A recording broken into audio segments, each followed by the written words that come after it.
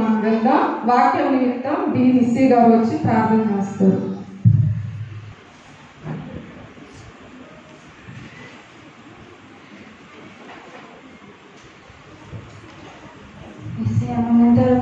తండ్రి నీకు స్తోత్రములు నాయనా యేసయ్యా. గత ఆదివారం నుంచి ఆదివారం వరకు నీ కృప మా అందరికీ తోడుగా ఉంచినందుకు నీకు స్తోత్రములు తండ్రి.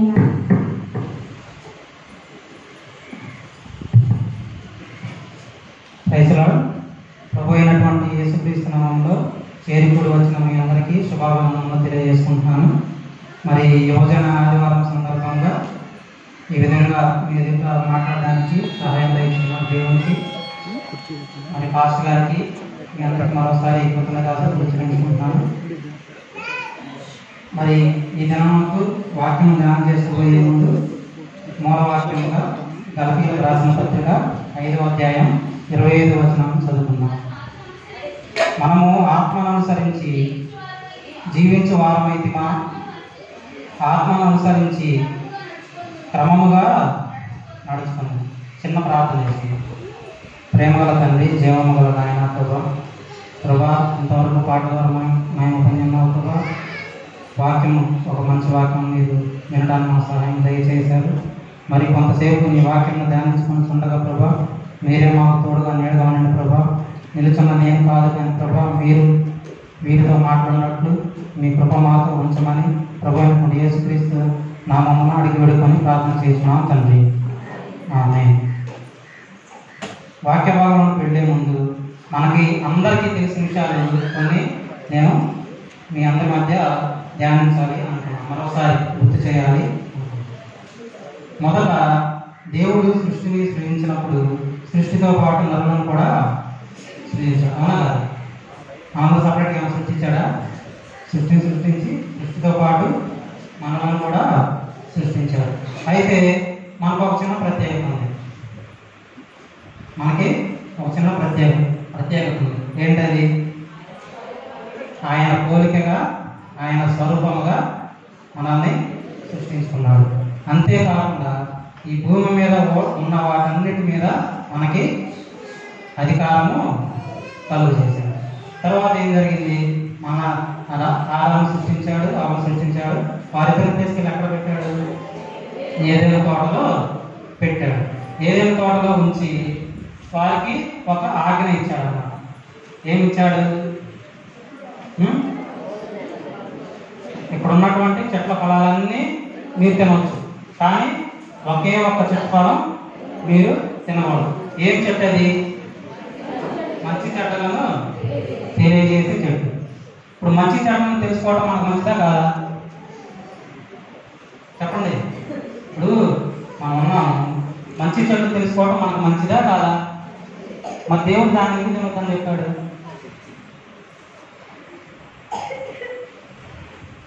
సరే, ఆ చెట్లు తినొద్దని దేవుడు చెప్పాడు.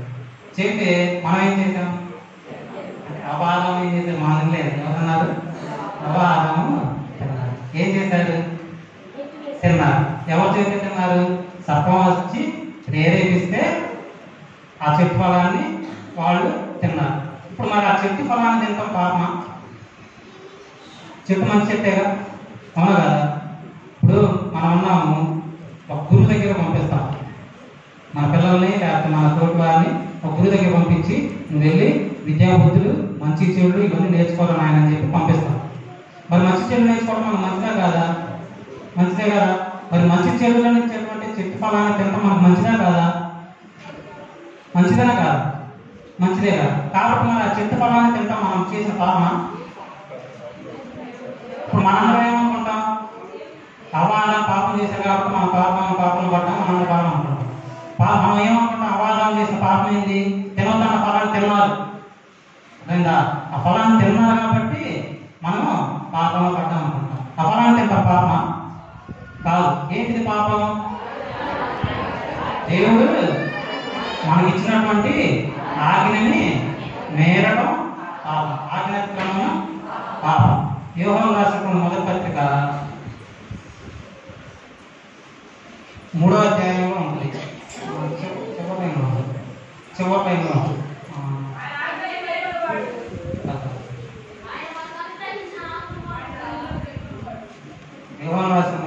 పత్రిక 3వ అధ్యాయం 4వ వచనం.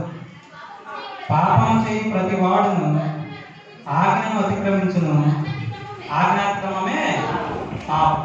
ఏంటంట పాపం? ఆజ్ఞను అతిక్రమించడమే పాపం. ఆ ఫలం తినడం పాపం కాదు.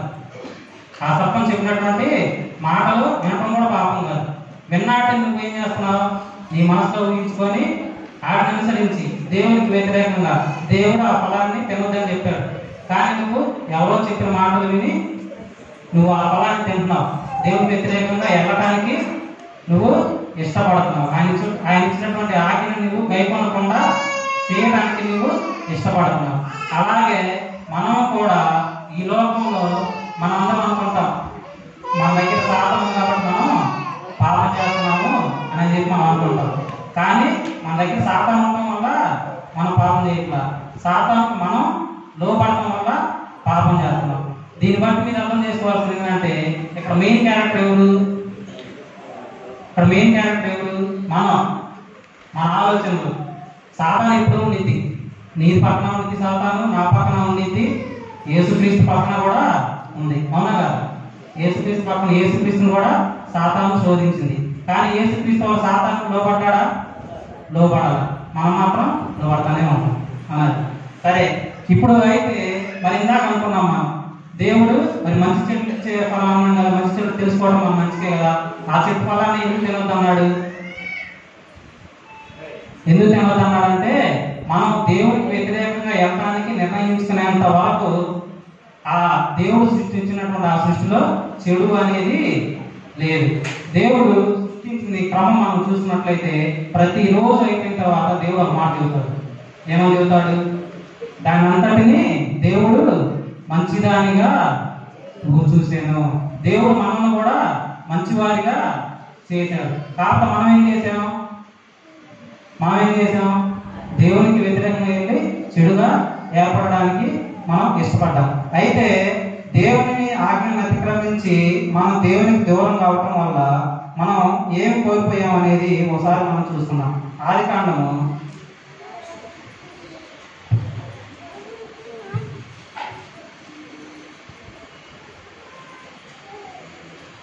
3వ అధ్యాయం, ఆదికాండం 3వ అధ్యాయం 22వ వచనం. అప్పుడు దేవుడైన యెహోవా ఇదిగో మంచి చెడ్డలను ఎరుగునట్లు ఆదాము మనలో ఒకని వంటి వాడాయను. కాబట్టి అతడు ఒకవేళ తన చెయ్యి చాచి జీవవృక్ష ఫలములను కూడా తీసుకొని తిని నిరంతరము జీవించనేమో అని దేవుడైన యెహోవా అతడు ఏ నేల నుండి తీయబడినో దాన్ని సేద్యపరచుటకు ఏదైనా తోటలు ఉన్న అతనిని పంపివేసించాలి. ఇక్కడ ఈ వచనం మనం జాగ్రత్తగా చూసుకున్నట్లయితే ఏమంటున్నాడు? ఇదిగో మంచి చెడ్డలను ఎరుగునట్లు ఆదాము మనలో ఒకరి వంటి వాడాయను. ఇప్పుడు ఆ చెట్టు ఫలం తినడం వల్ల మనకు లభించినటువంటి ఒకే ఒక గుణం ఏంటి? దేవుడి తినొద్దన్న చెట్టు ఫలాన్ని మనం తినడం వల్ల మనకు లభించినటువంటి ఒకే ఒక గుణం ఏంటిది? మంచి చెడ్డలను తెలుసుకోవడం.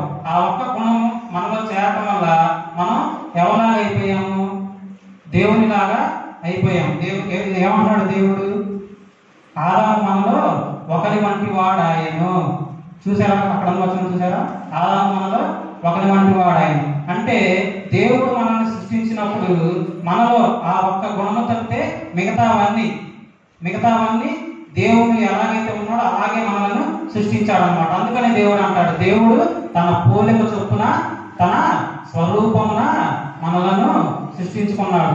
మనలో చెడు అనేది ఒక్కటే లేదు తప్పితే మిగతాదంతా మనం దేవుడి పోలికలోనే మనం ఉన్నాం. కానీ అలా ఉంటే మనకి సరిపోదు, మనకి హ్యాపీగా లేదు. మనం ఏం చేసాం? దేవుడికి వ్యతిరేకంగా వెళ్ళటానికి చూస్ చేసుకున్నాం. దేవుని ఆజ్ఞను అతిక్రమించి పాపం చేశాం. తర్వాత చూసుకున్నట్లయితే కాబట్టి అతడు ఒకవేళ తన చెయ్యి చాచి జీవవృక్ష ఫలములను కూడా తీసుకొని తిని నిరంతరము జీవించలేము. అంటే ఈ పాపం చేయక ముందు వరకు కూడా ఆ జీవవృక్ష ఫలాన్ని తినడానికి ఆదాముకి అధికారం ఉంది. ఈ పాపం చేయకుండా వరకు కూడా జీవాన్ని అంటే నిత్య జీవాన్ని దేవునితో పాటు ఎల్లప్పుడూ నిత్యము జీవించి ఉండడానికి మనకి హక్కు ఉంది, అధికారం ఉంది. కానీ ఎప్పుడైతే మనం పాపం చేశామో వీళ్ళు పాపం చేశారు, నాకు దూరంగా వెళ్ళడానికి వీళ్ళు ఇష్టపడ్డారు. కాబట్టి వీళ్ళు నిత్యము నాతో ఉండడానికి మీకు అర్హత లేదు. మీరు వెళ్ళి ఏమంటున్నాడు, మీరు ఎక్కడి నుంచి తీపడ్డారో అక్కడికి వెళ్ళి సేద్యం చేసుకొని జీవించండి అని చెప్పేసి మనల్ని ఏదైనా తోట నుంచి బయటికి తోసివేశారు అన్నమాట. అయితే మన పాపం చేయకుండా ఏముంది, మన దగ్గర నిత్య జీవం ఉంది, నిత్య ఆనందం ఉంది. మనకి అక్కడ ముందులో వచ్చారనుకుంటే కొంచెం చదువుకున్నట్లయితే అక్కడ మనకి క్లారిటీగా కనిపిస్తుంది. మన పాపం చేయకుండా భూమి మీద ముళ్ళ పొదలు కానీ ఇవన్నీ ఏమీ లేవు. ఆదాము సేద్యం చేస్తున్నాడు కానీ సేద్యం చేయడంలో కష్టం లేదు. తనకు నాటిన మొక్క నుంచి మంచి ఫలమే వస్తుంది, తినలేనటువంటి ఫలమే వస్తుంది. ముళ్ళ తుప్పలు కానీ తినకూడనటువంటి ఫలాలు కానీ ఇవేమి రావు. అతనికి శ్రమ అంటే ఏమిటో తెలియదు. చేసిన ప్రతి పనికి ఫలితం ఉండేది. దేవునిలో సంతోషంగా ఆనందంగా నిత్య సంతోషం, నిత్య ఆనందము, నిత్య జీవంతో దేవునిలో ఆనందంగా ఉండేవాడు. కానీ ఈ పాపం చేయకుండా మనం ఏం కోల్పోయాం? ఈ పాపం చేయకుండా కోల్పోయాం, నిత్య జీవం కోల్పోయాం, నిత్యంగా సంతోషం, దేవునితో నిత్యానందం మనం కోల్పోయాం. ఈ కోల్పోయి మనం ఏం చేసుకున్నాం? చిన్న చిన్న ఆనందాలు, చిన్న చిన్న సంతోషాలు, అప్పటికప్పుడు సంతోషపడతాం, తర్వాత పాడపడతాం, ఇవన్నీ మనం చూసుకున్నాం. ఉదాహరణ చూసుకున్నట్లయితే స్టూడెంట్స్ ఉంటారు, చదువుకునే వాళ్ళు ఉంటారు. పాపం కష్టపడి 10వ తరగతి వరకు చదువుతారు. 10వ తరగతి ఎగ్జామ్స్ వచ్చిన తర్వాత అమ్మాయి ఈ బాగా రాసి మంచి మార్కులు వస్తే మనం హ్యాపీ, ఫుల్ హ్యాపీ అనుకుంటారు. 10వ తరగతి రాస్తారు, మంచి మార్కులు వస్తే పాస్ అయిపోతారు, బాగా సంతోషపడతారు. అసంతోషం ఎంతకాలం ఉంటుంది? ఎంతకాలం ఉండిద్ది? మహా అయితే ఆ ఎండాకాలం సెలవుల వరకు ఉండిద్ది. తర్వాత మళ్ళీ జూన్ నెల వచ్చిందంటే మళ్ళీ ఇంటర్లో జాయిన్ అవ్వాలి, మళ్ళా కష్టపడి చదవాలి, మళ్ళా ఎగ్జామ్స్ రాసి మళ్ళా పాస్ అవ్వాలి. అలాగే మనం కూడా చూస్తుంటా ఉంటాయి. మనం రోజు పని చేసుకుంటా వెళ్తాం. రోజు కూలికి వెళ్ళే వాళ్ళు చాలా మంది ఉన్నాము. రోజు కూలికి వెళ్తాం, డబ్బులు సంపాదించుకుంటాం, డబ్బులు వస్తాయి. డబ్బులు ఉన్న వాళ్ళు సంతోషంగా ఉంటాం. మళ్ళీ పనులు తొక్కింది, కరువు వస్తుంది, డబ్బులు చేతిలో ఉంటాం, అప్పుడు బాధపడతా ఉంటాం. ఒక పంట మనం వేసుకుంటాం, ఒక సంవత్సరం పంట కాలం అంతా కష్టపడి పంటని తెచ్చుకుంటాం. ఆ పంటను తెచ్చుకున్నటువంటి సంతోషం మనకి ఎంతకాలం ఉంది? ఆ పంటను అనుకున్న డబ్బులు ఉన్నంత వరకు, లేకపోతే మళ్ళా పంటకాలం స్టార్ట్ అయ్యేవారు. మళ్ళా పంటకాలం స్టార్ట్ అయితే ఏం చేయాలి? మళ్ళా మనం కష్టపడాలి, శ్రమపడి మళ్ళా సంతోషపడడానికి మనం చాలా కష్టపడాలి. సంతోషం అనేది మన జీవితంలో ఏ విషయంలో అయినా సరే, దేంట్లో అయినా సరే కాన్స్టెంట్గా ఉంటుందా? ఉండిద్దా? మన సంతోషం ఇప్పుడు ఇవాళ సంతోషంగా ఉంటాము, రేపు సంతోషంగా ఉంటావా? నిత్యం సంతోషంగా ఉండగలవా? ఉండలేదు. నువ్వు సంతోషపడినా ఏం చేసినా సరే అది ఈ లోకంలో కొంతకాలం వరకే, కొన్ని క్షణాలు మాత్రమే, లేకపోతే కొన్ని నెలలు కావచ్చు, కొన్ని రోజులు కావచ్చు, కొన్ని గంటలు కావచ్చు. ఈ సంతోషం, ఈ లోకంలో ఉన్నటువంటి సంతోషం కొంతకాలం మాత్రమే. మనమే కోల్పోయాం దేవుని దగ్గర నిత్యమైనటువంటి సంతోషాన్ని, నిత్య జీవాన్ని మనం కోల్పోయాం. ఈ ఆజ్ఞను అతిక్రమించడం వల్ల మనం కోరుకున్నది ఇంకోటి ఏంటి? మరణం. మనకి దేవుడు ఆజ్ఞించడం చెబుతారు, మీరు తినకూడదన్న ఫలాన్ని మీరు తిన్నప్పుడే ఖచ్చితంగా మీరు చనిపోదు, మరణించారు అని చెప్పేసి దేవుడు చెబుతాడు. మనం ఇవి నిత్య జీవితాన్ని మనం కోల్పోవటమే కాకుండా మన మరణం అనేటువంటి ఏం చేసుకున్నాం? మరణం అనే దాన్ని కూడా మనం అంతా పాటు మన పాపంతో పాటు మరణాన్ని కూడా మనం తెచ్చుకున్నాం. అయితే తర్వాత జరిగే కాలంలో మనం చూసుకున్నట్లయితే ఈ దేవునికి దూరంగా వెళ్ళిపోవడం అనేది ఆ ఒక పాపంతో ఆగల. పాపం అనేది, లేకపోతే ఆ చెడు అనేది పెరుగుకుంటా వెళ్ళిపోతా ఉంది. నోవాహు కాలం వచ్చేసరికి దేవుడు భూమిని అంతా చల్లబెట్టినా కానీ ఒకే ఒక్క నోవాహు తప్పితే ఇంకెవరు కూడా దేవునికి మంచివారిగా కనపడలేదు అనమాట. అంత ఇదిగా ఆ చెడు అనేది భూమి మీద వ్యాపించింది. వ్యాపిస్తే దేవుడు ఏం చేశాడు? అందరిని నాశనం చేసి నోవాహు కుటుంబాన్ని, ఒక మంచి వ్యక్తి కుటుంబాన్ని మాత్రమే ఆ ప్రళయం నుంచి దేవుడు రక్షించాడు. ఆ మంచి వ్యక్తి కుటుంబం నుంచి వచ్చిన వారందరమే మనం మీరు ఆలోచన చేసినట్లయితే నోవాహు ఒక్కడేగా అప్పుడు బతికింది, నోవాహు కుటుంబమేగా బతికింది.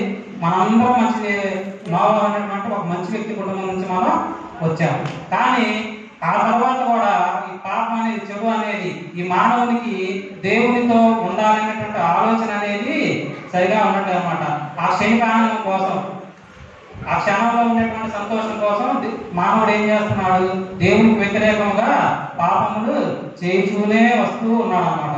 అలా చేస్తుంటే దేవుడు ఏం చేస్తాడంటే, సరే వీళ్ళకి దేవుడితో ఉండటం అంటే ఏమిటి, దేవునికి విరోధంగా ఉండటం అంటే ఏమిటి అనేది వీళ్ళకి చూపించాలి.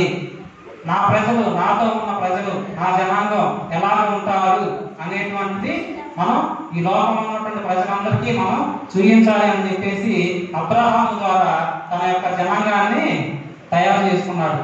వాళ్ళ మధ్య ఎన్నో సూచక్రియలు చేశాడు, ఎన్నో అద్భుత కార్యాలు చేశాడు. నేను మీ దేవుడు నన్ను ఒప్పుకోను అని చెప్పేసి ఎన్నో చేశాడు.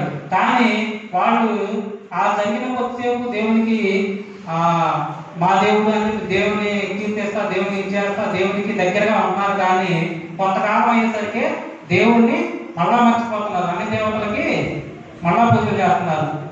ఇవన్నీ మీకు తెలిసిన విషయాలే. చాలాసార్లు మనం బైబిల్ పాఠశాల చెప్తున్నారు, మనం చదువుకొని ఇవన్నీ మనం చాలాసార్లు బైబిల్లో చూసే ఉంటాం. ఏంటి, ఇశ్రాయేలీయులు ఐగుప్తు నుంచి జర్నీ స్టార్ట్ అయినప్పుడు కొంతకాలం దేవునితో పాటు నడుస్తారు, మళ్ళా దేవుని వ్యతిరేకంగా వెళ్ళిపోతారు. అందుకనే ఐగుప్తులో బయలుదేరినటువంటి ఒక్కళ్ళు కూడా, ఇద్దరు తప్పితే మిగతా వాళ్ళు ఎవరు కూడా వాగ్దానం చేసినటువంటి భూమిలోకి వాళ్ళెవరూ అడుగుపట్ల. మిగతా వాళ్ళందరూ ఆ మార్గంలోనే చనిపోయారు. దేనికి? వాళ్ళందరూ దేవునికి వ్యతిరేకంగానే ఉన్నారు. దేవుడు వాళ్ళకి అన్ని అద్భుత కార్యాలు చేసినా కానీ, దేవుడు వాళ్ళకి ఒక మంచి మార్గం చూపించినా కానీ వాళ్ళు ఏం చేస్తున్నారు? మరలా చెడు మార్గాన్ని ఎంచుకొని దేవునికి వ్యతిరేకంగా దూరంగా వెళ్ళడానికి వాళ్ళు మరలా చూసుకుంటానే ఉంటున్నారు. అయితే దేవుడు ఇవన్నీ చూసి వీళ్ళు మనం ఎన్ని చేసినా, నేను ఎన్ని చేసినా సరే వీళ్ళు ఆ చెడు మార్గంలోనే మళ్ళా ప్రయాణిస్తా ఉన్నారు అని చెప్పేసి దేవుడు ఏం చేశాడంటే ఒక ధర్మశాస్త్రాన్ని వాళ్ళకి ఇచ్చాడన్నమాట. ధర్మశాస్త్రంలో నీవు చిన్న పుట్టినది మొదలుకొని చనిపోయేంత వరకు నీవు ఎదుర్కొనేటువంటి ప్రతి సమస్య, లేకపోతే ప్రతి సిచ్యువేషన్, ప్రతి వయసులో కూడా వచ్చేటువంటి ప్రతి సిచ్యువేషన్ కూడా నువ్వు ఎలా జీవించాలి, నువ్వు ఏది చేస్తే కరెక్ట్, నువ్వు ఏది చేస్తే తప్పు అనేటువంటిది ధర్మశాస్త్రంలో దేవుడు ఏం చేస్తాడు? అవన్నీ ఒక సూచనగా వారికి ధర్మశాస్త్రం మీరు అనుసరించి నడవండి అని చెప్పేసి ధర్మశాస్త్రాన్ని వారికి అనుగ్రహించాడు. అయితే మనం ఏం చేస్తామంటే, మనం దేనైనా సరే ఒక విషయాన్ని కరెక్ట్గా అర్థం చేసుకోవడం కంటే తప్పుగా అర్థం చేసుకోవడం ఫస్ట్ మనం ఉంటాం. అవునా కాదా? ఒక విషయం చెప్పామనుకోండి, మనకి ఎవరికి కరెక్ట్గా అర్థం కాదు, చెడుగానే అర్థమైంది. ఒక పిల్లోడు ఉన్నాడంట, ఇలాగే ఇంకా స్టూడెంట్స్ అనుకున్నాం కదా, ఎగ్జామ్స్ దగ్గరికి వస్తున్నాయి అంట. ఎగ్జామ్స్ దగ్గరికి వస్తుంటే మంచిగా వారం దేవుడి సన్నిధికి వస్తారంట, సండే స్కూల్కి వస్తారంట, దేవుడి మాటలంట మంచి భక్తిగా ఉంటాడు అనమాట. అయితే ఒకరోజు సండే స్కూల్ టీచర్ అంట, దేవుడు నీ చేసే ప్రతి పనిలో దేవుడు నీ తోడుగా ఉంటాడు, నువ్వేం చేయనవసరం, దేవుడే నేను చూసుకుంటాడు, నీ అవసరాలన్నీ దేవుడు తీరుస్తాడు అని చెప్పేసి వాక్యం చెప్పిందంట. ఈ అబ్బాయి కూడా మంచిగా అర్థం అంటే, దేవుడు నాకు అన్ని చూసుకుంటాడు, నేనేం చేసే పని లేదు, నేను ఎగ్జామ్స్ 10వ తరగతి ఎగ్జామ్స్కి ప్రిపేర్ అవుతున్నాను, దేవుడు అన్ని చూసుకుంటాడు, దేవుడు నన్ను పాస్ చేస్తాడు అని చెప్పేసి సబ్జెక్ట్ మీద బుక్ జరగకుండా కూర్చొని వెళ్ళి ఎగ్జామ్ రాశాడంట. ఎగ్జామ్ రాస్తే ఏమవుతాడు? అసలు బుక్ ఏదైనా ఎగ్జామ్ రాస్తే ఏమవుతాడు? ఫెయిల్ అవుతాడు. దేవుడు చెప్పాడా నువ్వు చాలా బాగా నేను ఎగ్జామ్ రాస్తాను దేవుడు చెప్పాడా? చెప్పరా. కానీ ఆ అబ్బాయి ఏమర్థం చేస్తున్నాడు? దేవుడు మనం ఎన్ని చేస్తాడంటే, మనం నేనేం చేసే పని లేదు, నేను ఖాళీగా చేసుకొని షాప్ వేసుకొని కూర్చుంటే ప్రశాంతంగా దేవుడే మనకు కావాల్సిన మొత్తం దేవుడే సమకూరుస్తాడు అని చెప్పేసి అర్థం చేస్తున్నాడు. అలాగే మనం కూడా దేవుడు ఏ విషయం చెప్పినా సరే మనం దాన్ని వ్యతిరేకం చేసుకోవడంలో మనకే ముందు అర్థమైంది. ఉదాహరణకి మనం పోయిన ఆదివారం కాకుండా అంతమంది ఆదివారం ఒక వాక్యాన్ని పాస్టర్ చెప్పి మనం విన్నాం. ఏమైనా త్రోవలో వెళ్తున్నప్పుడు ఒక వ్యక్తిని దారి దూపి ఏం చేస్తారు, కొట్టి పక్కన పడవేస్తారు. వాళ్ళ దగ్గరికి ఫస్ట్ ఎవరు వస్తారు? యాజకుడు వస్తాడు. యాజకుడు వచ్చి చూసి అతన్ని చూసి ఏమనుకుంటాడు? అమ్మో అతను చనిపోయాడేమో, శవాన్ని కొట్టుకుంటే నేను 7 రోజులు మలినమై ఉంటాను, యాజకత్వం చేయలేను, అందుకని నేను శవాన్ని కొట్టుకోను అని చెప్పి వెళ్ళిపోతాడు. పాస్టర్ గారు మనకి ధర్మశాస్త్రంలో వచ్చిన ఎక్కడ ఉందో చూపించాడు. ఒక శవాన్ని పుట్టినట్లయితే నువ్వు 6 రోజుల పాటు మలినంగా ఉంటావు, యాజకత్వం చేయకూడదని చెప్పి ధర్మశాస్త్రాన్ని చూపించాడు. ధర్మశాస్త్రం అతను పాటించినట్టయినా పాటించకూడదా? పాటించాడా పాటించలేదా? చెప్పాలి. ధర్మశాస్త్రం అతను పాటించాడా పాటించలేదా? పాటించాడు. ఇప్పుడు ధర్మశాస్త్రంలో లేకపోతే దేవుడు ఇచ్చినటువంటి ఆజ్ఞలో అతి ముఖ్యమైనది ఏది?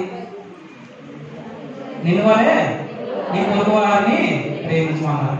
ఇప్పుడు నేను మీకు సిచ్యువేషన్ చెప్తా. ఇప్పుడు అదే సిచ్యువేషన్లో ఆ యాజకుడే ఉన్నాడు. దారిలో అతను మామూలుగా వెళ్తా ఉన్నాడు. ఏదో ఒక జంతువు వలన కానీ లేకపోతే ఏదన్నా వేరే విధంగా తగలని అతనికి ఒక గాయమైంది.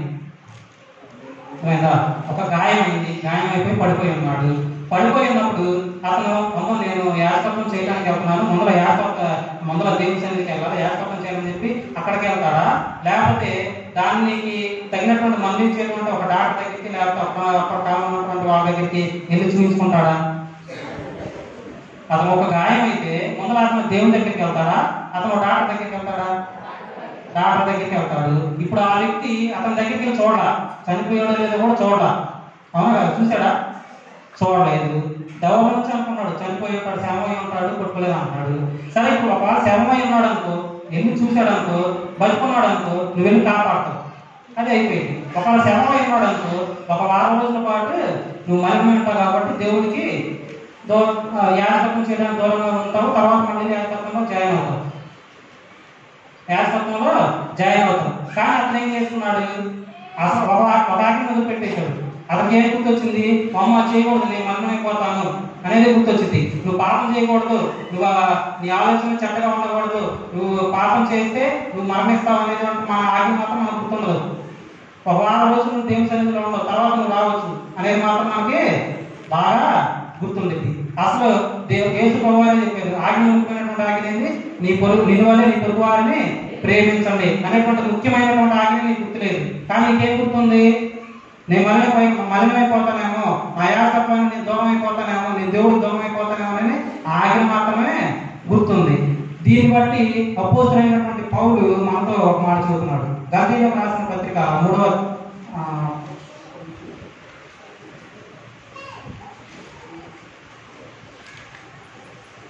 గలాతీయులకు రాసిన పత్రిక 2వ అధ్యాయం 16వ వచనం. మనము జన్మ వలన యూదులమే కానీ అన్ని జనులలో చేరిన పాపలము కాము. మనుష్యుడు యేసుక్రీస్తునందుల విశ్వాసం వలనే కానీ ధర్మశాస్త్ర సంబంధమైన క్రియల మూలమున నీతిమంతులుగా తీర్చబడని ఎరిగి మనము ధర్మశాస్త్ర సంబంధమైన క్రియల వలన కాక క్రీస్తునందుల విశ్వాసం వలననే నీతిమంతులమని తీర్చబడుటకై యేసుక్రీస్తునందు విశ్వాసం ఉంచి ఉన్నాడు. ఈ మాటను చూసినట్లయితే మనం అపోస్తలుడైన పౌలు ఏమంటున్నాడు? నువ్వు ధర్మశాస్త్ర మూలంగా నీతిమంతునిగా నువ్వు తీర్చబడలేవు అంటున్నాడు. కరాఖండిగా చెప్పేస్తున్నాడు. అందుకే దేవుడు కూడా ఇదే ఆలోచన చేశాడు. ఏమని? నేనైతే ధర్మశాస్త్రాన్ని పంపించా. మన కరెక్ట్గా అర్థమైన ధర్మశాస్త్రం యూదులు ఏమనుకున్నాడు? యాజకుడు ఏమనుకున్నాడు? నేను ఒక ఆజ్ఞను పాటిస్తాను అనుకున్నాడు. కానీ ఏం చేశాడు?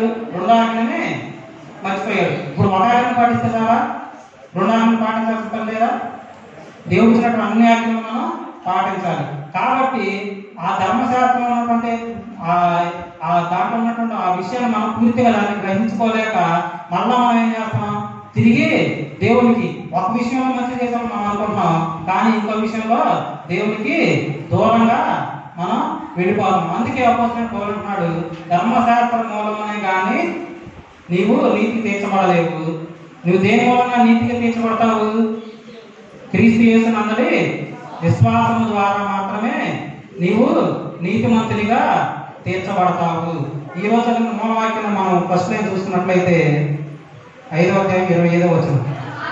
మనము ఆత్మను అనుసరించి జీవించే వారం అయితిమా. ఏమన్నా? ఆత్మను అనుసరించి జీవించే వారం అయితిమా. నీవు ఆత్మను అనుసరించి జీవించాలి అని నువ్వు అనుకుంటే ఫస్ట్ నువ్వు చేయాల్సిన పని ఏంది? క్రీస్తు యేసునందు విశ్వాసం నుంచి ఆయన నామం ద్వారా నీవు నీతిమంతునిగా తీర్చబడాలి. నువ్వు ధర్మశాస్త్రం మూలంగానో లేకపోతే వేరే పని ఏదైనా చేయటం వల్లనో దేని వల్ల నీవు నీతిమంతునిగా తీర్చబడవు. క్రీస్తు యేసునందు ఒక నామం ఉంది. ఆయన మనకి ఇచ్చినటువంటి రక్షణ వల్లనే మనము నీతిమంతునిగా తీర్చబడతాం. అయితే ఈ పైన వచ్చిన మనం జాగ్రత్తగా చూసుకున్నట్లయితే క్రీస్తు యేసునందు నీతిమంతునిగా మనం తీర్చబడాలి అంటే మనం చేయాల్సిన పని ఒకటి ఉంది. ఏంటది? శరీర క్రియలను మనం విడిచిపెట్టాలి. పైన వచ్చిన మనం చూసినట్లయితే శరీర క్రియలు, ఆత్మ ఫలాలు ఇవన్నీ మనకి రాయబడి ఉన్నాయి. ఇవన్నీ మనకు తెలుసు. మనం చాలాసార్లు వింటానే ఉన్నాం, చదువుకుంటానే ఉన్నాం, ఇవన్నీ చేస్తా ఉన్నాం. ఆ శరీర క్రియలకు మీరు దూరంగా ఉండి యేసుక్రీస్తుని నమ్మినట్లయితే అప్పుడు మీరు ఆత్మానుసారంగా మనం జీవించు వారని అవుతాం. అయితే ఈ శరీర క్రియలు మనం ఎక్కడ విడిచిపెట్టాలి? ఎక్కడ విడిచిపెట్టాలి? దేవుని సన్నిధికి వచ్చేటప్పుడు విడిచిపెట్టాలి. అంటే గేట్ ఉంది, గేట్ బయట వాడు లోపలికి వేయగానే శరీర క్రియలన్నీ మన నుంచి బయటకు పోవాలి, లోపలికి వచ్చేస్తాం. మళ్ళీ గేట్ బయట అటు అవతలకి వేయగానే మళ్ళీ శరీర క్రియలు ఏం చేస్తాయి? మనలో మనం వచ్చేస్తాయి. అవునా కదా? ఏం చేస్తాం? మనం లోపలికి వచ్చేటప్పుడు నీట్గా మనం చాలా మంది వస్తాం అంటాం, మనం కూడా ఉంటాం.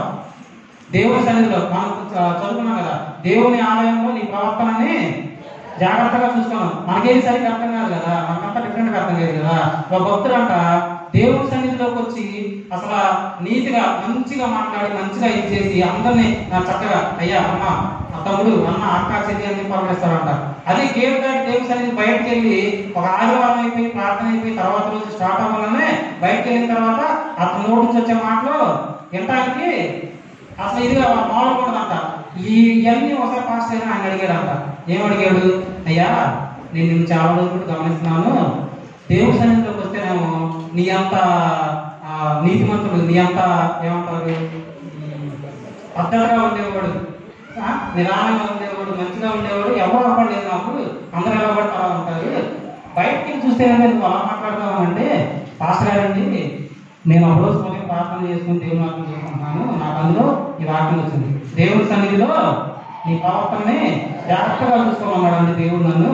అందుకే నేనేం చేస్తున్నాను, దేవుని సన్నిధిలో ఆ ప్రవర్తన జాగ్రత్తగా చూసుకుంటున్నా. అది దేవుని స్థలం, అందుకని నేను జాగ్రత్తగా ఉంటున్నా. బయట మాత్రం మన స్థలం, మనం సృష్టించుకున్న లోపం, మనం సృష్టించుకున్న లోపం. అది ఇదంతా మనం సృష్టించుకున్న లోపమా? మనం సృష్టించాము ఈ లోకాన్ని. ఎవరు సృష్టించాడు? దేవుడు సృష్టించాడు. మనం సృష్టించేది ఏంటి? ఈ చర్చిని మనం సృష్టించాము. అవునా కదా? ఈ చర్చి ఎంత మూల ఎక్కడ ఉందా? ఎక్కడ ఉంది? ఆ చర్చి పడేది ఉంది చర్చి. అవునా కదా? చర్చి మూల కూడా ఉంది. అదంటే నాకు విషయం గుర్తొచ్చింది. నేను చిన్నప్పుడు మేబీ హై స్కూల్లో ఉన్నాను. హై స్కూల్లో ఉన్నప్పుడు ఒకరోజు రేత్రి మేబీ ఎవరు వచ్చారో లేకపోతే మా నాన్న తెలిసిందో కానీ చర్చి ఏదో అరుపుంది కదా, అరుపు మీద డ్యాన్స్ ప్రోగ్రామ్ పెట్టారని చెప్పి మా నాన్న తెలిసింది. ఎవరో వచ్చి లేపారు. వచ్చి లేపితే మా నాన్న లేచాడు. వచ్చి వాళ్ళందరూ మీరేం చర్చి ముందు డ్యాన్స్ పెట్టుకుంటారు ఏంటి, దేవుడి సన్నిధి ముందు డ్యాన్స్ పెట్టుకుంటారు ఏంద్రా, ఇల్లండి యాప్ పెట్టుకోండి అదేని చెప్పి మరి నాన్నతో పాటు 10 మంది ఉంటా వాళ్ళందరూ కలిసి వాళ్ళు పోట్లాడితే వాళ్ళందరూ బయటకు వెళ్ళిపోయారు. అంటే ఏంటి? దేవుడి సన్నిధి ముందు డ్యాన్స్ వేస్తున్నామో తప్పు.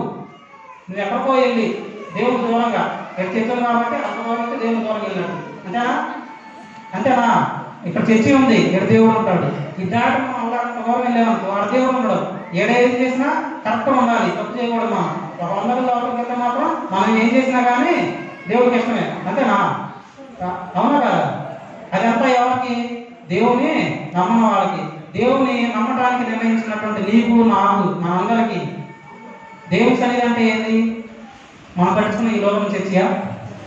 దేవుని సన్నిధి అంటే నువ్వు ఎక్కడుంటే అక్కడే దేవుని సన్నిధి. నువ్వు దేవుని ఎప్పుడు తలుచుకుంటే అప్పుడే దేవుని సన్నిధి. యాకోబు పత్రికలో ఒక మాట ఉంటుంది, నీవు దేవునితో ఉంటే దేవుడు నీతో ఉంటాడు. నువ్వు ఎప్పుడు దేవుని తలుచుకుంటే అప్పుడు దేవుడు నీతో ఉంటాడు. నువ్వు దేవాలయంలో ఉండి దేవుని తలుచుకుంటే నీ దగ్గర దేవుడు వస్తారని అంటారా?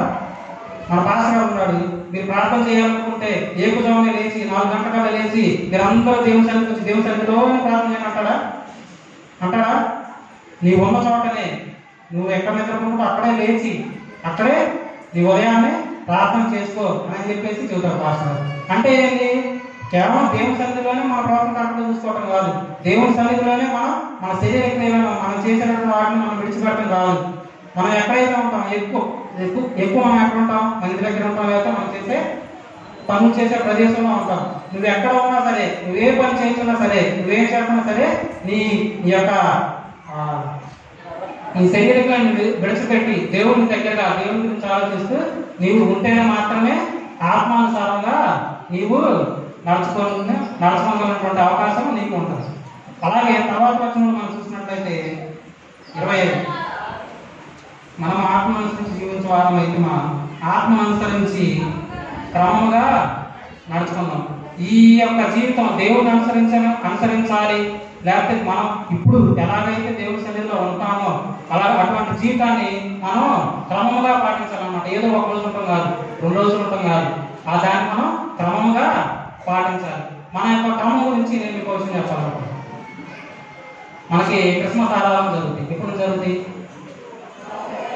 నవంబర్ 25 నుంచి జరుగుతుంది. 4 రోజులు జరుగుతుంది. క్రిస్మస్ పండుగ దాకా జరుగుతుంది. 4 రోజులు ఉదయాన్నే ఎక్కువ సమయం 4 గంటల ప్రార్థన జరిగింది. కొంతమందికి లేచి అలవాటు ఉంటుంది, కొంతమందికి అంత ఉదయాన్నే లేకపోతే, నేను పొద్దున్నే లేకుండా కష్టపడే వస్తా, మధ్యలో మిస్ అవుతా ఉంటా. లాస్ట్ టైము రోజు లేచి రావాలనుకున్నా ప్రార్థనకి, చాలా వరకు ట్రై చేసాం. ఒక రోజు 2 రోజులు మిస్ అయినట్టున్నా, ఇంకా ఎక్కువ మిస్ అయినా, కానీ ఎక్కువ రోజులు మాత్రం ప్రార్థనకి వచ్చాము. మనందరం కష్టపడి నిద్ర లేచి వస్తాము, దేవుని పాటలు పాడతాము, దేవుని వాక్యం వింటాము, దేవుని యొక్క మాటల్లో మనం ఆ 4 రోజులు అంతా ఎదుగుతూ ఉంటాం. చివరికి వచ్చేసరికి అందరం కలిసి ఊరంతా తిరిగి అందరూ గిల్లో పాల్గొంటారు. చివరికి వచ్చేసరికి అందరూ దేవుని మాటలు చదువుతారు. అందరూ దేవుని మాటలు చెప్పి అందరూ ఒక ఉత్సాహంగా దేవుని స్థితిస్తూ, దేవుని ఆరాధిస్తూ, క్రీస్తు మన కోసం పుట్టాడు, క్రీస్తు మన కోసం శిలువలో ప్రాణాలు అర్పించాడు అని చెప్పేసి మనం ఊరంతా తిరిగి మనం పాటలు పాడుకుంటా, వాక్యాలు చెప్పుకుంటా, ప్రార్థన చేసుకుంటా మంచి ఆ 4 రోజులు ఒక దేవునికి సంబంధించినటువంటి మాటలు మనం అలా ఎదిగిపోతూ ఉంటాం అన్నమాట. అలా ఎదిగిపోయిన తర్వాత పండగ అయిపోయింది. పండగ ఆరాధన అయిపోయింది, అందరం వెళ్ళిపోతాం, అయిపోయింది. ఆ తర్వాత ఒక మంచి పని చేస్తాం. ఏం చేస్తాం? అమ్మాయిని తీసుకొచ్చి డ్యాన్స్ పెట్టుకుంటాం. అవునా కదా? అమ్మాయిని తీసుకొచ్చి డ్యాన్స్ పెట్టుకుంటాం. డ్యాన్స్ పెట్టుకొని ఏం చేస్తాం? అందరూ వెళ్ళి చూస్తారు. అందరూ వెళ్ళి చూస్తారా? అందరూ వెళ్ళి చూసి తర్వాత రోజు నువ్వేం మాట్లాడుకుంటావు? పలానా అమ్మాయి బాగా చెప్తున్నాడు, పలానా అమ్మాయి తిప్పాడు, పలానా అబ్బాయి బాగా చేశాడు డ్యాన్స్, పలానా అబ్బాయి ఇది చేశాడు, ఈ ఆలోచన ఉంటాయి నీకు. ఆ మంద రోజు వరకు నీ మైండ్లో ఆలోచన ఏముంది? అబ్బా మనం ఈసారి పండుగ బాగా జరుపుకున్నాం, గిరి బాగా తిరిగాం, వాళ్ళ పాటలు బాగా పాడారు, ఈసారి పలానా ఆమె కూడా గిరిలోకి వచ్చింది, పలానా నేను కూడా గిరిలోకి వచ్చింది, వాళ్ళందరూ పాల్గొన్నారు. దేవుడికి సంబంధించినటువంటి ఆలోచన ఉంటాయి ఎప్పుడు దాకా నీ మైండ్లో, నీ ఆలోచనలో. కానీ ఒకే ఒక పని, ఒక సిచ్యువేషన్ ఏం చేస్తుంది? మన ఆలోచనని ఏం చేస్తుంది? దేవునికి వ్యతిరేకంగా మారుతుంది. దేవునికి వ్యతిరేకంగా మారడం వల్ల మనం ఆ 4 రోజులు పట్టేటువంటి కష్టపడతామా లేదా? ఉదయాన్నే లేచి వస్తాం, ఆ సన్నిధిలో కూర్చుంటాం, దేవుని మాటలు వింటాం, నిద్రపోకుండా దేవుని మాటలు వింటే ఇంకా కష్టం. అవునా కాదు? అది కూడా చేస్తాం. అంత కష్టపడి ఏం చేస్తాం? మనం 4 రోజులు కష్టపడింది ఒక 2 గంటలు 3 గంటల ప్రోగ్రాం కోసం ఏం చేస్తాం? మా మైండ్ని మన ఎక్కడికో వెనక్కి తీసుకెళ్ళిపోతాం. ఈ సంగతి గురించి నేను బైబిల్లో ఒక విషయాన్ని మీ అందరికీ తెలిసిన విషయమే మరోసారి మీకు గుర్తు చేయాలనుకున్నా. ఎవరి గురించి అంటే రాజైనటువంటి దావీదు గురించి. దావీదు ఎంత ఘనత సాధించాడు అంటే, ఎంత మంచి విశ్వాసి అంటే, దేవుని కుమారుడు అనబడినటువంటి యేసుక్రీస్తుని ఏమని పిలుస్తారు? దావీదు కుమారుడా అని కూడా పిలుస్తారు. అవునా కదా? ఇంకెవరు కుమారుడు పిలిచారా? దావీదు కుమారుడా అని కూడా పిలిచారు. అంత మంచి విశ్వాసి దావీదు, అంత ఘనత సాధించుకున్నాడు. అయినా సరే దావీదు ఉరియా భార్యటువంటి చేసిన ఒక చిన్న తప్పిదం చేశాడు. ఆమె స్నానం చేస్తుంటే చూశాడు. ఆలోచన అంతటా వదిలిపెట్టాడా? మనం డ్యాన్స్ ఆడుతుంటే చూస్తాం, ఆ రోజు అయిపోయిందా ఏం చేస్తాం? తర్వాత రోజు కూడా ఆ బాగుంది, ఆవిడ బాగా అని చెప్పి దాన్ని వదిలిపెట్టాం. మనం అంతటా వదిలేస్తే ఆ 4 రోజులు పట్టా కష్టం కొంచెం గుర్తొచ్చింది మైండ్లోకి. వదిలిపెట్టాం. అది అంతా పోయింది, ఇది మాత్రమే గుర్తుండేది. దావీదు కూడా ఆలోచన మైండ్లో ఏం చేశాడు? ఉరియా భార్యతో తప్పు చేసి తర్వాత పశ్చాత్తాపడ్డాడు. ఆ సిచ్యువేషన్ని కప్పుపుచ్చుకునే క్రమంలో ఆ ఉరియాని కూడా యుద్ధంలో ఉన్నటువంటి ఉరియా కూడా పిలిచి చంపించేసి ఉరియా భార్యని తన భార్యగా చేసుకుంటాడు. దావీదుకి ఉరియాకి తప్పు చేసినటువంటి వచ్చేయాలి. పాపం చేసినప్పుడు కలిగిన కుమారుడు చనిపోతాడు. చనిపోయేటప్పుడు దావీదు రాత్రంతా ఉపవాసంగా కన్నీటితో ప్రార్థన చేస్తాడు. అది అయిపోయిన తర్వాత దావీదు తన భార్యగా చేసుకున్న తర్వాత పుట్టినటువంటి రాజు సొలొమోను. అయితే యేసుక్రీస్తు వంశావళి మీరు గమనించినట్లయితే, యేసుక్రీస్తు వంశావళిలో అబ్రహాము మొదలుకొని యేసుక్రీస్తు వరకు ఉన్నటువంటి ప్రతి వారి పేరు అందులో రాయబడి ఉంటుంది. రాయబడి ఉన్న వారందరూ యోధా వంశానికి కానీ యోధా వంశంలో పెళ్లి చేస్తున్నాడు. రూతు ఉంది, రూతు యోధా వంశస్థురాలు కానీ బోయాజు పెళ్లి చేసుకుని యోధా వంశంలోనికి వచ్చింది. అలాగా యోధా వంశానికి చెందినటువంటి వారు ఆ లైన్ బట్టికే ఉంటుంది. కానీ ఆ దాంట్లో మనం చూసినట్లయితే దావీదు గురించి రాసినప్పుడు, సొలొమోను గురించి రాసినప్పుడు అక్కడ ఒక మాట ఉంటుంది. మత్తయి సువార్త ఏమంటారు? మత్తయి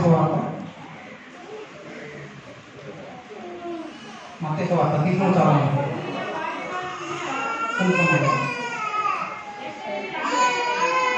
యెషై రాజైన దావీదును కనెను, యూరియా భార్యగా నుండిన ఆమె యందు దావీదు సొలొమోనును కనెను. ఏమంటాడు అక్కడ? దావీదు భార్య కాదా? తర్వాత పెళ్లి చేసుకోలేదా దావీదు? చేసుకున్నాడా చేసుకోలేదా? పెళ్లి చేసుకున్న తర్వాతేగా పుట్టింది. మరి దావీదు అంత గొప్ప విశ్వాసి కదా, అంత ఘనత సాధించాడు కదా, మరి చేసినటువంటి ఒక్క పాపాన్ని దేవుడు విడిచిపెట్టవచ్చు కదా. కానీ దావీదు ఇక్కడ ఈ వచనంలో దావీదు గురించి దేవుడు ఏమని రాస్తున్నాడు? ఉరియా భార్య అయినా దావీదు భార్య రాశాడా? పెళ్లి చేసుకున్న దావీదు భార్య రాశాడా? రాయరా. ఉరియా భార్య అయినటువంటి ఆమెను దావీదు సొలొమోనును కనెను. దావీదుతో పోల్చుకుంటే నీ విశ్వాసం ఎంత? నా విశ్వాసం ఎంత? మనందరి విశ్వాసం ఎంత? దావీదు పాపం చేశాడు, తర్వాత పశ్చాత్తాపడ్డాడు. మనం పాపం చేస్తాం, తర్వాత పశ్చాత్తాపడుతున్నావా? మనందరం ఆలోచించుకోవాలి.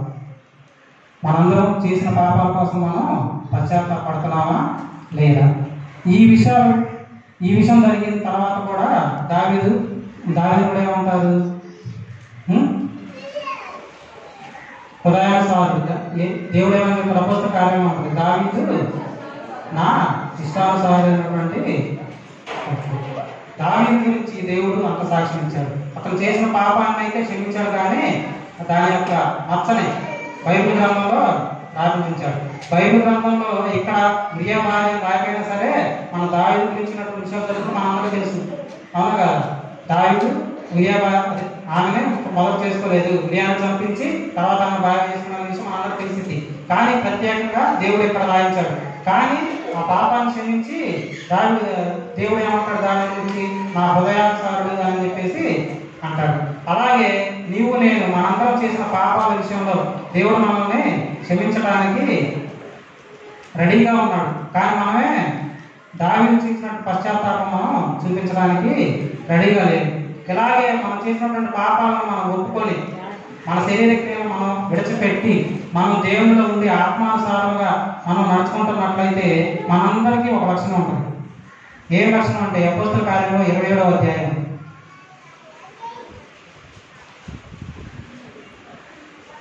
25వ వచనం.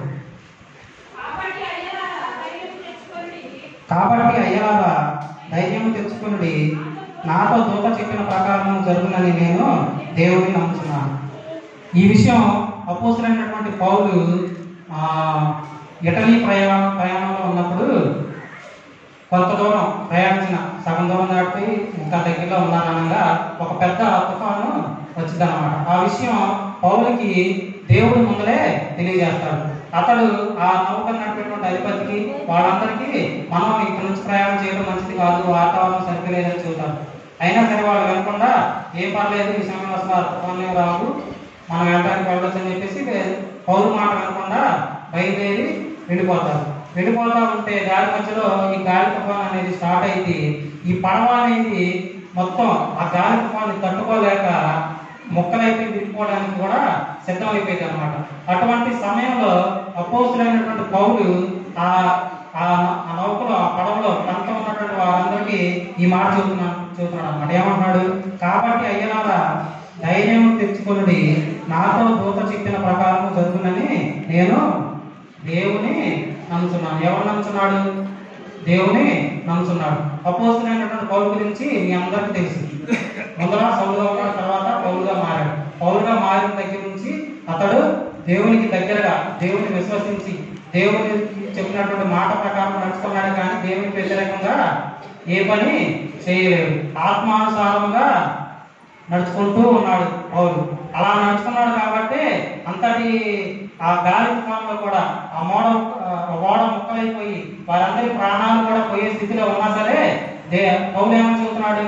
నా దేవుడిని నమ్ముతున్నా, నా దేవుడు ముందు వచనం చదువుకుంటే మీకు ఆ మాట దొరుకుతుంది. నా దేవుడిని నమ్ముతున్నాను, నా దేవుడు నాకు మాట ఇచ్చాడు, నీతో పాటు ఈ పడవలో ఉన్నటువంటి 276 మంది 56 మంది ఉంటుంది, అంతమందిని కూడా నేను నిశ్చయంగా అప్పగిస్తున్నా. ఆ వాళ్ళందరూ కూడా ఒక్క ప్రాణం కూడా కాదు, నువ్వు ఎట్లా వెళ్ళి కైసర్ దగ్గర లేవు, నిన్ను కనపరుచుకోవాలి అని చెప్పేసి దేవుడు పౌలుకి మాట ఇచ్చాడు. పౌలు దాన్ని నమ్మి అంత ధైర్యంగా వారికి చెబుతున్నాడు. ఏమో చెబుతున్నాడు? మిగతా వాళ్ళ ధైర్యం, నా దేవుడు నాతో ఉన్నాడు, మీరు భయపడద్దు, మీరు ధైర్యంగా ఉండండి. ఎందుకు? నా దేవుడు ఉన్నాడు నాతో, నాకు వచ్చినటువంటి శ్రమని, నాకు వచ్చినటువంటి కష్టాన్ని కూడా ఆయనే చూసుకుంటాడు, కాబట్టి నీకు భయపడద్దు, ధైర్యంగా ఉందని చెప్పి అంటాడు. ఇదే విషయం మనం యోనా గ్రంథంలో కూడా మనం ఒక పడవలు చూసినటువంటి తుఫాను వచ్చినటువంటి ఒక విషయం మనం చూసుకుంటాం. ఆ గ్రంథంలో యోనా గ్రంథంలో మొదటి అధ్యాయం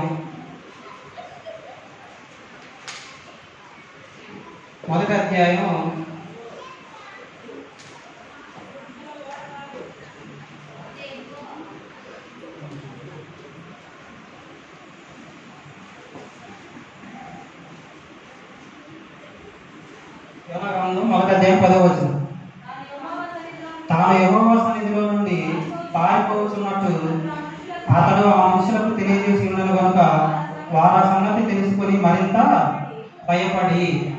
చూసినట్లయితే యోనా ఏం చేస్తున్నాడు? దేవుని సన్నిధిలో నుండి పారిపోతున్నాడు. అపోస్తలుడైన పౌలు చూసినట్లయితే దేవునికి దగ్గరగా ఉన్నాడు, దేవుడు చెప్పినటువంటి విషయాలు ఆత్మానుసారంగా నడుచుకుంటా ఉన్నాడు. యోనా ఏం చేస్తున్నాడు? దేవుని దూరంగా పారిపోతున్నాడు, ఆయన సన్నిధిలో నుంచి వెళ్ళిపోతున్నాడు. అందువల్ల ఏం కలిగింది? యోనా వలన ఆ పడవలో ఉన్నటువంటి వారందరికీ భయం కలిగింది. పౌలు వల్ల ఏం కలిగింది? పౌలు ఏం చెబుతున్నాడు? పడవలో ఉన్న వారందరికీ ధైర్యము తెచ్చుకోండి అని చెబుతున్నాడు.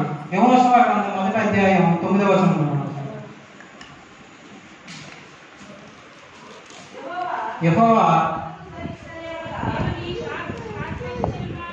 నేను నీకు ఆజ్ఞిస్తున్నాను కదా,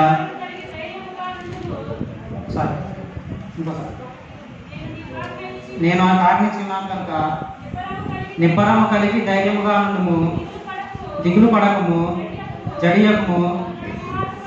నీవు నడుచు మార్గం అంతటిలో నీ దేవుడైన యెహోవా నీకు తోడై ఉన్నాడు. నీ దేవుడైన యెహోవా నీకు తోడై ఉంటే నీ మార్గంలో భయం ఉండదు, నీవు భయపడాల్సిన పని లేదు, నువ్వు ధైర్యంగా ఉండవచ్చు. అదే పౌలు చెబుతున్నాడు. ఏమని? మీరందరూ భయపడొద్దు, ధైర్యంగా ఉండండి, దేవుడు నాతో ఉన్నాడని చెబుతున్నాడు. యోనా ఏం చెబుతున్నాడు? నేను దేవుని వ్యతిరేకంగా వెళ్తున్నాను కాబట్టి మీరందరూ భయపడండి. వాళ్ళందరూ భయం వచ్చేసింది, ఆల్రెడీ ఓడ మునిగిపోతుందని చెప్పేసి భయం వచ్చేసింది. అలాగే మన జీవితంలో కూడా ఎన్నో రకమైనటువంటి శ్రమలు, బాధలు ఎన్నో కలుగుతాయి. కానీ వాటన్నిటి మనం ధైర్యముగా జయించాలి అని అంటే మనతో ఎవరు ఉండాలి?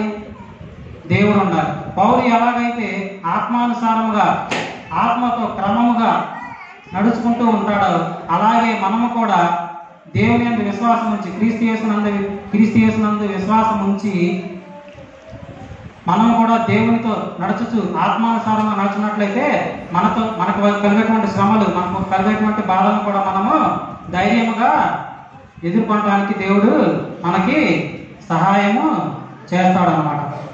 మన సువార్త భాగంలో ఒక వాక్యం ఉంటుంది. ఏమంటే, క్రీస్తు నిత్య జీవం ఇచ్చు క్రీస్తు యేసునందు నీ విశ్వాసం ఉంచిన ఎడల అది పాప మరణమును కూర్చిన నియమం అది తీసివేయను అని చెప్పేసి ఒక వాక్యం ఉంటుంది.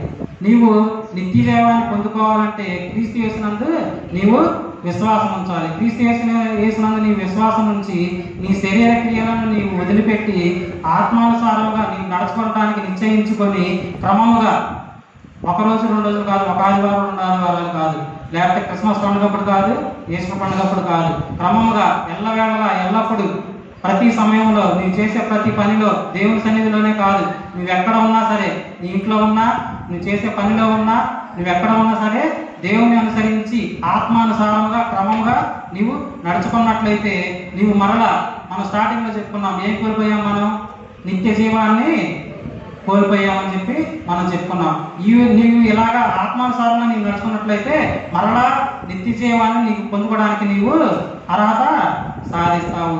అది ధర్మశాస్త్రం నెరవేర్చక మాత్రమే కాదు, కానీ క్రీస్తు యేసునందు నీకు ఉన్నటువంటి విశ్వాసం వలననే నీకు సాధ్యమవుతుంది. మనం పోయిన ఆదివారం చూస్తున్నాం. అతడు కుష్ఠులో కలిగిన వ్యక్తి దేని వలన స్వస్థపరచబడతాడు?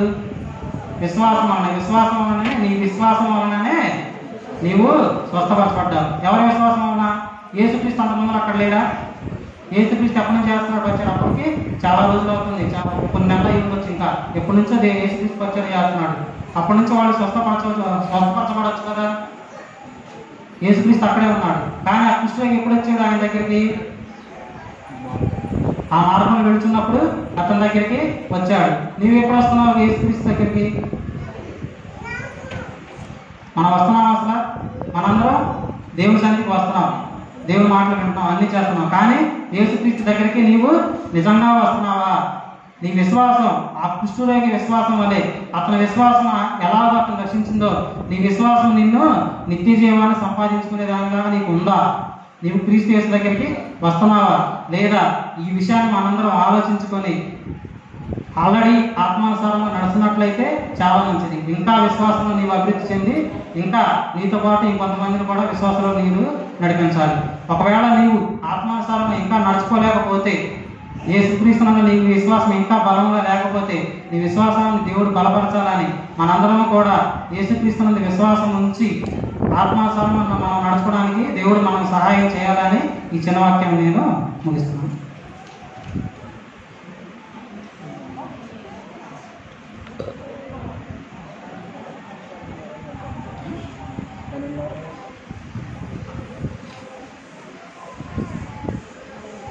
సమస్త జ్ఞానమునకు మించిన దేవుని సమాధానము యేసుక్రీస్తు వలన మీ హృదయములకును తలంపులకును కావలి కాక.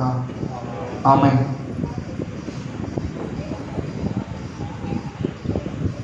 దేవా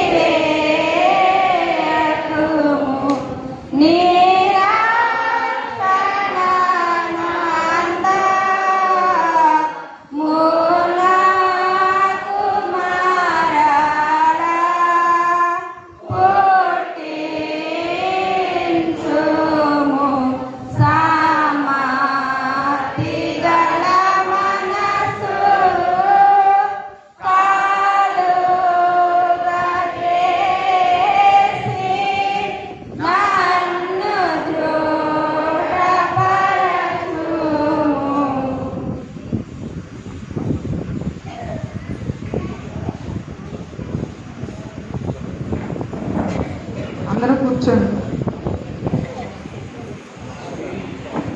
దేవుడు మీ జీవితంలో చేసిన మేళ బట్టి కృతజ్ఞతా కానుకలు అర్పించేవారు ఎవరైనా ఉంటే ముందుకు రండి.